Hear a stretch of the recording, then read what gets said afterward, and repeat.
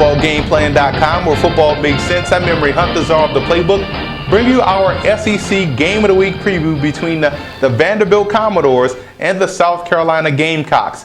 Now let's start with the home team this time. Let's kick it off with Vandy. Vandy has to come in, and that backside defender on the defensive line of the Commoders has a tough job this week because he has to play contain versus Connor Shaw, who can get outside the pocket and make plays with his legs, and also has to squeeze down that backside cutback lane, because if not, you know Marcus Lattimore can find the cutback lane and he will gain 7 yards a pop. So the backside defensive end has to play contain versus Shaw while squeezing down that cutback lane against Marcus Lattimore, and that way he can keep everything front side and bottle up the run. Now on offense, the Commodores have to test that secondary of South Carolina. They lose a lot of key playmakers. Stephon Gilmore, one of my favorite players, they lose him. Test that secondary. Quiet as kept, Vanderbilt has some solid receiving options, so you want to take your shots downfield because we know they can run the football on anybody in the country.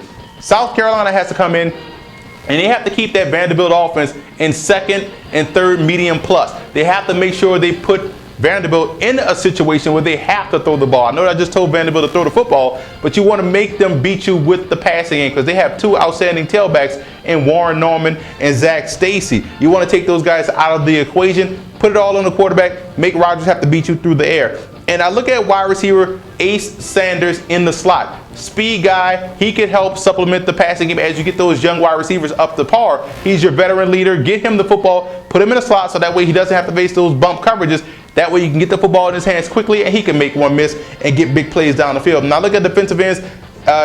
Taylor and Clowney, those guys can't get washed down in the running game. Both guys are super athletic. They have to hold their own at the point of attack while playing the run. If they allow themselves to get washed down inside, those two tailbacks can really hit the cutback lane as well. They're just as good as Marcus Lattimore as far as finding a cutback lane. So those defensive ends, Devin Taylor and Jadeveon Clowney, have to hold their own at the point of attack. Use rip swim moves to get off the tackle to make the play, but don't get washed down inside.